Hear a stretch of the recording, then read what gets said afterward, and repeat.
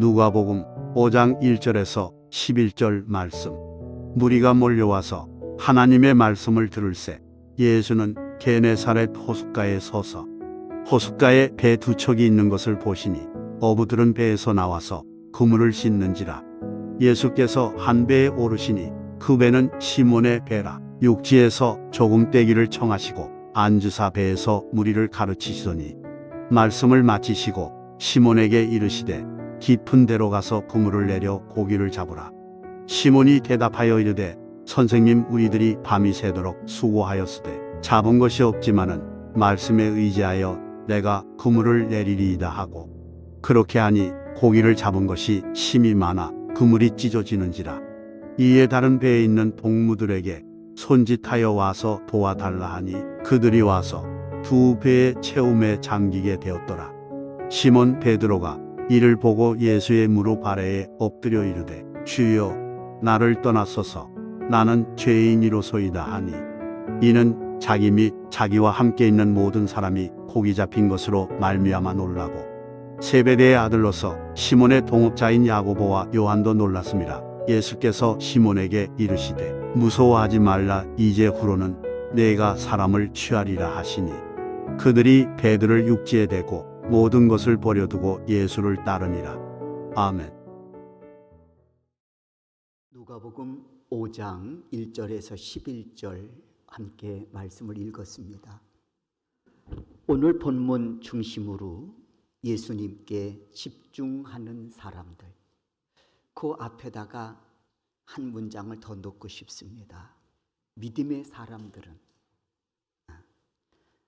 그리스도인들은 예수님께 집중하여 사는 사람들입니다 라고 하는 주제로 오늘 여러분들에게 말씀을 드리려고 합니다.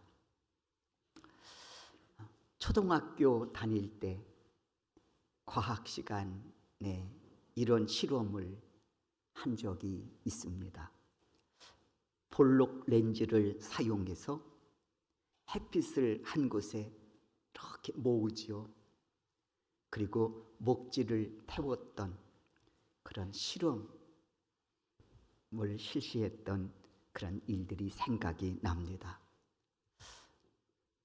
태워지는 그 종이를 보면서 햇빛이 모아져 한 곳에 집중적으로 비추어질 때 그 햇빛의 위력을 눈으로 확인할 수 있는 시간이었지요.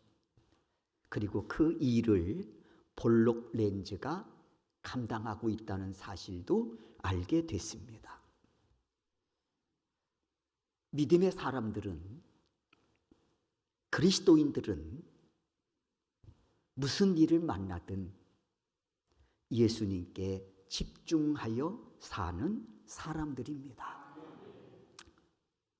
오늘 우리가 누가복음 5장 1절에서 11절 말씀을 읽었습니다마는 바로 앞장 누가복음 4장 38절과 39절의 말씀을 보면 이런 내용이 있습니다. 38절입니다. 예수께서 일어나 회당에서 나가사 시몬의 집에 들어가시니, 여기서 시몬은 베드로를 가리키는 것이죠. 시몬의 집에 들어가시니 시몬의 장모가 중한 열병을 앓고 있는지라 사람들이 그를 위하여 예수께 구하니, 이 말은 뭡니까? 예수님, 이 여인을 좀 고쳐주시지요. 그리고 그 속엔 누가 있었을까요? 사위 베드로도 있었겠지요. 예수님 좀 고쳐주세요. 그랬더니 39절입니다. 예수께서 가까이 서서 열병을 꾸짖으신데 병이 나가고 여자가 곧 일어나 그들에게 수종드니라. 그렇습니다. 방금 우리가 말씀에서 보듯이 예수님은 시몬의 집에 들어가셔서 심한 열병에 걸려 고통 중에 있는 이 시몬의 장모를 고쳐주셨습니다. 하지만 여러분, 시몬을 포함해서 예수님께 부탁했던 그 누구도 이 일로 인하여 예수를 믿게 되었다고 하는 말씀은 없습니다.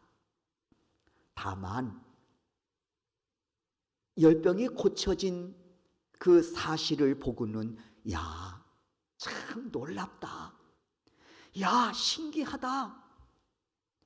여기까지였습니다. 이들은 이 일을 행하신 예수님에 대해서 관심조차 갖지 않았습니다. 그러니까 믿지도 않았던 것이지요. 다만 열병이 고쳐진 시몬의 장모를 보고는 신기한데, 야, 놀랍네. 이게 전부였다는 것입니다. 그리고 이 일이 있은 지 얼마 후 예수님은 게네사렛 호숫가를 찾으십니다. 여기서 게네사렛 호숫가는 우리가 익히 알고 있는 갈릴리 호숫가를 가리키는 말이지요. 예수님께서 이 일이 있으신 후에 이 게네사렛 호숫가에 예수님이 찾으신 거예요. 찾아오신 거예요. 그러자 역시 많은 무리들이 예수님께 몰려들었다고 했습니다. 야, 예수님이 게네사렛 호숫가에 계시대. 소문이 삽시간에 퍼지고요. 수많은 사람들이 이 호숫가로 몰려들은 것이지요. 예수님은 이 무리들을 향해 하나님의 나라 복음을 전하십니다. 천국 복음을 전하신 것이지요. 내용은 이랬을 겁니다. 회개하라. 천국이 가까웠느니라. 하나님의 나라의 복음, 천국 복음을 전하십니다. 그때 마침 오늘 우리가 읽은 말씀에서 보듯이 그 항구에는 간밤에 그렇게 수고하였음에도 불구하고 고기 한 마리 잡지 못하고 돌아온 두 척의 빈 배가 정박해 있었다고 했습니다. 그 중에 한 척의 배는 시몬 베드로의 배였습니다. 2절이지요. 호숫가에 배 두 척이 있는 것을 보시니 어부들은 배에서 나와서 그물을 씻는지라. 이에 예수님 그 중에 한 배에 오르십니다. 그리고 계속 그 배를 강단 삼아 무리들을 향해 천국 복음을 전파하시는 겁니다. 그런데 이때에 사용했던 배가 오늘 본문에 보니까 베드로 시몬의 배였다고 했습니다. 말씀을 마치신 예수님, 시몬에게 명하시지요.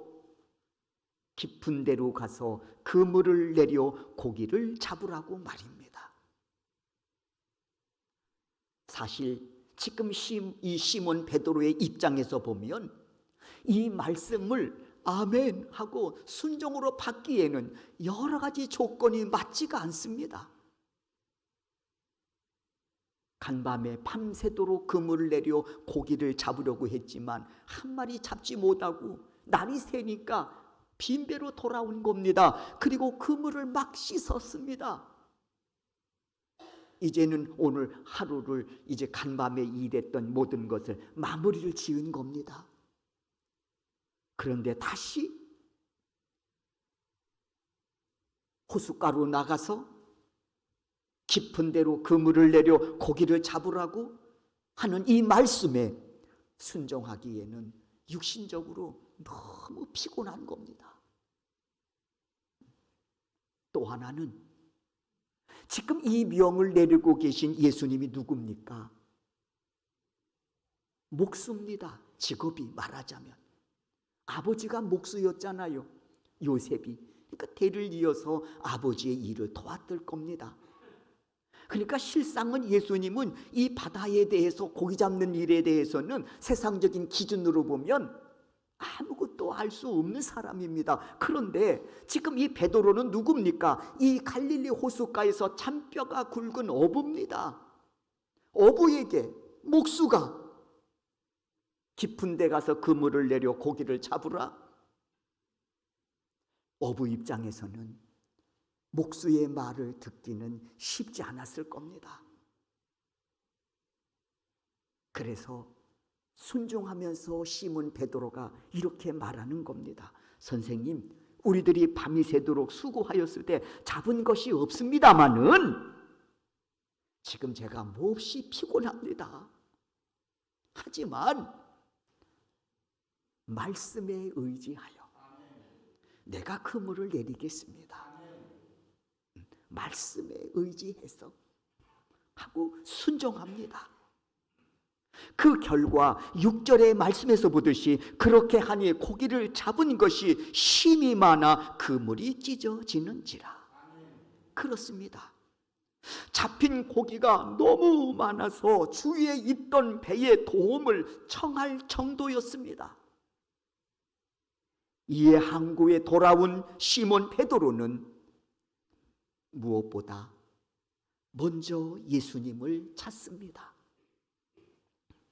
고기가 문제가 아니에요. 지금 시몬 베드로 입장에서는 고기가 문제가 아닌 듯 싶습니다. 그러니까 먼저 예수님을 찾지요. 그리고는 그 앞에 나아가 무릎을 꿇고 엎드려 고백합니다. 그 내용이 8절이지요.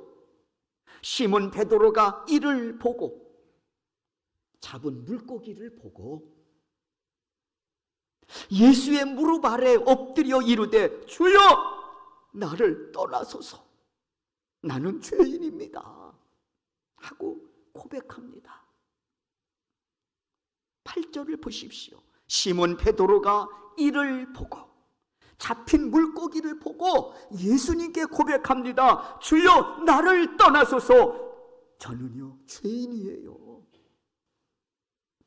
그런데 여러분, 이 말씀에서 우리는 앞뒤의 문맥이 좀 잘 이해가 되지 않는 듯 싶습니다.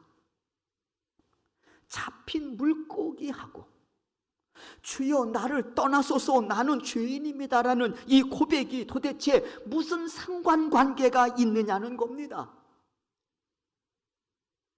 여러분은 어떻게 생각하십니까? 물론 베드로의 신앙의 고백은 훌륭합니다. 그런데 앞에 베드로는 잡힌 물고기를 보고는 먼저 예수님을 찾아 그 앞에 무릎을 꿇고 고백하기를 주여 나를 떠나소서 나는 죄인으로소이다. 뭔가 조금 어색한 듯 싶단 말이에요. 잡은 물고기 그리고 베드로의 고백, 무슨 상관관계가 있을까? 여러분은 어떻게 생각하십니까? 답은 상관관계 있습니다. 있어도요 매우 밀접한 관계로 있습니다. 베드로가 말씀을 의지하여 고기를 잡은 것하고 주여 나를 떠나소서 나는 죄인입니다라는 이 고백이요 아주 매우 밀접한 상관관계가 있다는 겁니다. 때문에 이 고백은요 굉장히 중요한 고백입니다. 여러분 생각해 보십시오. 만약 시몬 베드로가 방금 잡은 물고기의 마음을 빼앗겼다면 항구에 도착하자마자 예수를 찾았겠습니까? 상인을 찾았을 겁니다. 한시라도 물 좋을 때, 싱싱할 때 팔아야 체값을 받을 거 아니겠습니까? 때문에 베드로가 이를 보고 잡힌 물고기의 마음을 다 빼앗겼다면 절대로 예수를 찾지 않았을 거예요. 찾아도 이거 판 다음에 천천히 찾아도 되지 않겠느냐, 뭐 그런 생각을 가질 수 있었겠지요. 그런데 베드로는 그렇지 않았다는 거예요. 무엇보다 예수를 먼저 찾아 나왔습니다. 그러므로 베드로는 지금 그의 눈은 잡힌 물고기를 보고 있습니다마는 단순히 물고기만을 보고 있는 것이 아니라고 하는 것이지요. 지금 베드로는 정말 이 잡힌 물고기를 통해서 그가 보아야 할 것을 지금 보고 있다는 것입니다. 베드로 8절에 보듯이 이를 보고 잡힌 물고기를 보면서 정말 베드로가 보고 있는 것이 무엇일까요, 여러분? 예수님의 능력입니다. 예수님의 능력이에요. 4장에서 장모의 열병이 치료받았을 때는 예수님보다는 치료받은 것에 더해서 더 관심이 많았습니다. 그래서 신기하다. 야, 놀랍다. 그리고는 예수님에 대해서는 관심조차 갖지 않았죠. 그러니까 이 일로 인해서 믿은 자가 한 사람도 없었다는 겁니다. 근데 지금 베드로는 아닙니다. 잡힌 물고기를 보면서 지금 정말 베드로가 보고 있는 것은 뭔고 하니 예수님의 능력을 보고 있다는 것입니다.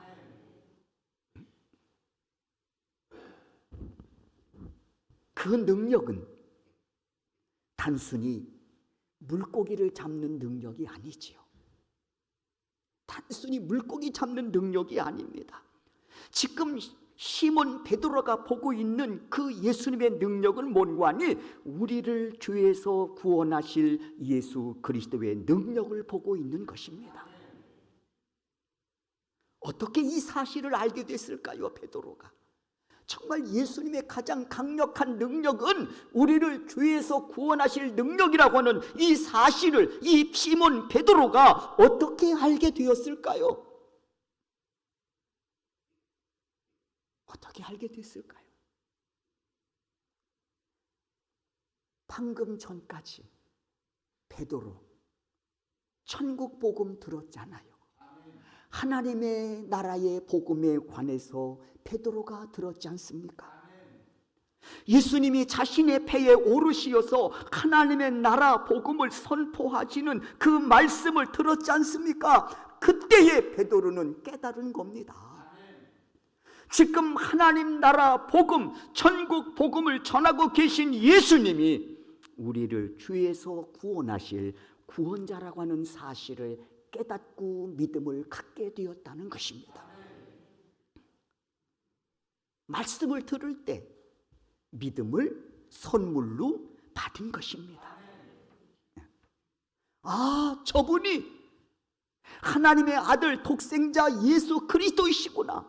아, 저분이 우리를 진정 죄에서 구원하실 구원자이시구나. 여러분도 아시지요? 믿음은 말씀을 들음에서 나온다는 예수님의 가르침을 말입니다. 이처럼 베드로는 예수님께서 말씀을 선포하실 때 그 말씀을 듣고 믿음을 갖게 된 겁니다. 날 죄에서 구원하실 구원자라는 것을 말입니다. 그래서 베드로는 피곤하지만, 비록 그가 목수지만 말씀에 의지하여 다시 바다로 나가 깊은 데에 가 그물을 내려 고기를 잡게 된 것입니다. 말씀에 의지해서. 그러니 당연히 시몬 베드로는 잡은 그 물고기를 보면서 이렇게 고백한 겁니다. 주여, 나를 떠나소서, 나는 죄인으로소이다. 여러분, 왜 제가 오늘 설교 제목을 그리스도인들은, 믿음의 사람들은 예수님께 집중하여 사는 사람들이라고 하는 제목을 정했는지 조금은 이해해 주시지요. 조금은 이해하시지요.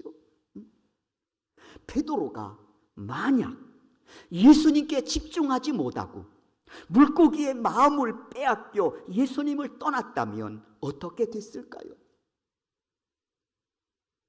어디 가요? 팔아야지. 싱싱할 때, 물 좋을 때 1시간 더 빨리 팔아야지. 그러면서 예수를 떠났다면 어떻게 됐을까요? 훗날 얼마나 가슴을 치며 후회와 망연자실했겠습니까? 그러나 시몬 베드로는 들음으로 주신 그 믿음을 가지고 예수님 앞으로 나왔습니다. 그런 그에게 예수님이 주신 말씀이 있습니다. 10절이지요. 예수께서 시몬에게 이르시되 무서워하지 말라. 이제 후로는 내가 사람을 취하리라. 이 말씀에 베드로가 보인 반응입니다. 11절이지요. 그들이 베드로를 육지에 대고 모든 것을 버려두고 예수를 따르니라. 이로써 베드로는 제자로서 새로운 삶이 시작됐습니다. 갈릴리 바다에서 고기를 할 그가 이제는 사람을 낚는 어부의 삶, 새로운 삶이 시작됐다고 하는 것입니다. 새로운 삶이 시작되었다는 말은 이런 의미도 있지요. 베드로의 삶의 우선순위가 바뀌어졌다고 말입니다. 우선순위. 제자로 부름받았다고 할지라도 우선순위가 바뀌어지지 않으면 믿음의 사람으로서 새로운 삶을 살기는 사실 어렵습니다. 예수 믿기 전에나 예수 믿고 난 후에나 변할 수가 없는 거예요. 삶의 우선순위가 바뀌지 않으면. 오늘도 여러분 거룩한 주일 이 시간 이렇게 나와 예배하는 여러분, 할 일이 없어서 나오신 분 있으십니까? 어떻게 하면 시간 때울까 해서 에휴 교회나 가볼까 해서 나오신 분 있습니까? 없습니다. 어쩌다 한 번 할 수는 있겠지만 계속 예수를 그런 식으로 믿을 수는 없습니다. 할 일도 많고 베드로처럼 한 주일 동안 삶의 현장 속에서 전쟁을 치루어서 우리의 육신의 몸은 피곤하지만 그래도 그것을 떨치고 이 자리에 나와 예배하시는 것은 뭡니까 여러분? 삶의 우선순위가 바뀌었기 때문 아닙니까? 그게 그래서 가능한 거예요. 새로운 삶이라고 하는 것은 이렇게 삶의 우선순위가 바뀌지 않으면 절대로 신앙생활에 연속된 삶을 살 수는 없습니다. 한두 번은 흉내낼 수 있지만 오래 지속하기는 불가능하다는 것이죠. 베드로 부르심과 더불어 새로운 삶이 시작됐습니다. 삶의 우선순위가 바뀌어졌기 때문입니다. 그러나 여러분 모두가 그런 것은 아니더라고요. 끝까지 우선순위를 놓지 않는 사람도 있습니다. 사울은 권력이 자신의 삶의 우선순위였습니다. 결국 하나님 떠나지 않습니까? 삼손, 쾌락이 자신의 삶의 우선순위였습니다. 그도 결국 하나님을 떠납니다. 훗날 이들의 인생이 얼마나 비참하게 마감지었는지는 여러분들이 잘 아실 겁니다. 아나니아와 삽비라 부부 역시 재물이 그들의 삶의 우선순위였습니다. 가룟 유다 역시 마찬가지였고요. 12제자 가운데 한 사람이었습니다마는 가룟 유다 역시 삶의 우선순위를 바꾸지를 못했습니다. 결국 이들은요 주님을 끝까지 따르지 못했습니다. 그리고 이들은 비참하게 자신의 인생을 마감짓습니다. 우리는 이 대목에서 생각나는 예수님의 말씀이 있습니다. 마태복음 6장 24절이지요. 한 사람이 두 주인을 섬기지 못할 것이니 너희가 하나님과 재물을 겸하여 섬기지 못하느니라.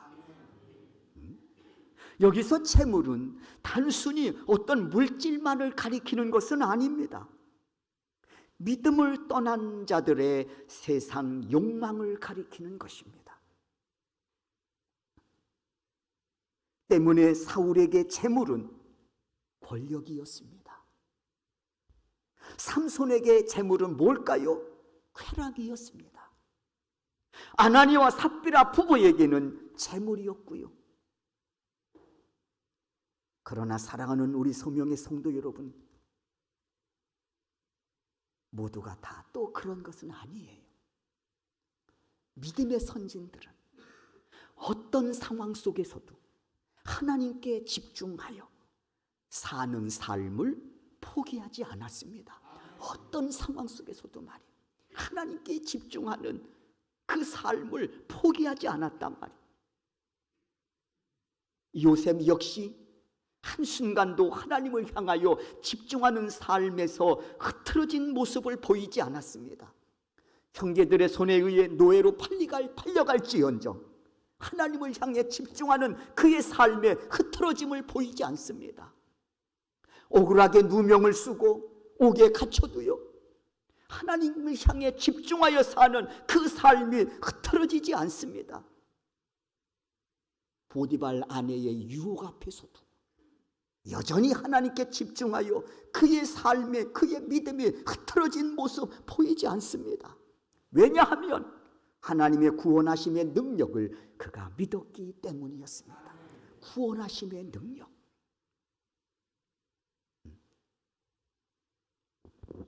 스데반 역시 돌에 맞아 순교하는 시간에도 그가 집중한 것은 구원의 능력이신 예수 그리스도였습니다.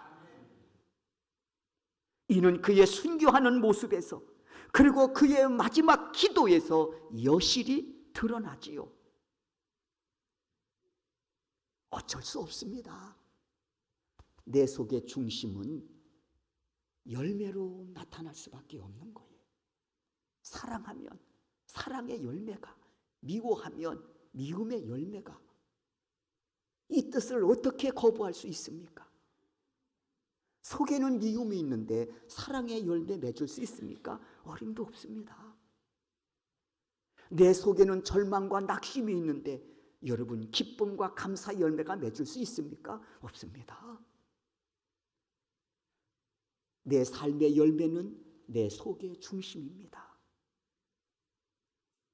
스데반 순교하는 모습에서, 그의 마지막 기도에서 그가 얼마나 예수 그리스도의 구원하심의 능력에 집중하여 살아왔는지를 여실히 드러나고 있단 말이에요.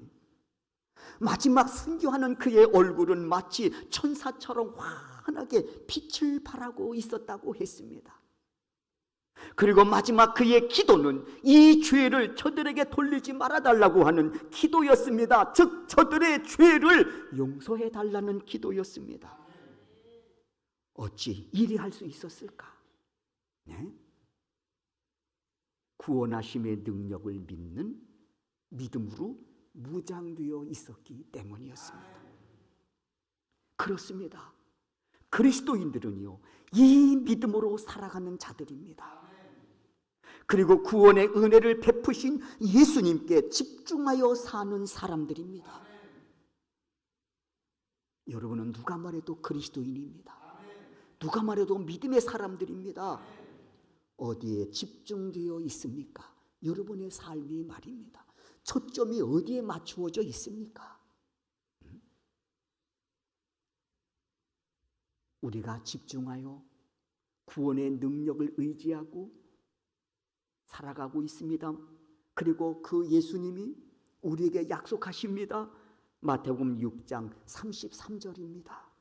그런즉 너희는 먼저 그의 나라와 그의 의를 구하라. 그리하면 이 모든 것을 너희에게 더하시리라. 사랑하는 성도 여러분, 우린 누가 뭐래도 그리스도인이고요, 믿음의 사람들입니다. 믿음의 사람들은 날 죄에서 구원하신 예수 그리스도께 집중하여 사는 사람들입니다. 어떤 상황 속에서도 말입니다. 여러분, 이 은혜로 오늘도 우리들이 마땅히 달려가야 할 그 길을 좌로나 우로나 치우침이 없이 최종 종착역까지 힘차게 달려가는 이 시대의 진정한 그리스도인들이 되시기를 주의 이름으로 축원합니다. 바울의 고백처럼 내가 선한 싸움을 싸우고 달려간 후에 종착지에서 내게 예비한 은혜가 있으니 그것은 의의 면류가 아니라, 이 고백이 여러분의 입술을 통해서도 동일하게 고백되어지는 그 은혜의 삶을 살아가는 우리 소명교회 성도 여러분들이 되실 수 있기를 주의 이름으로 축원합니다.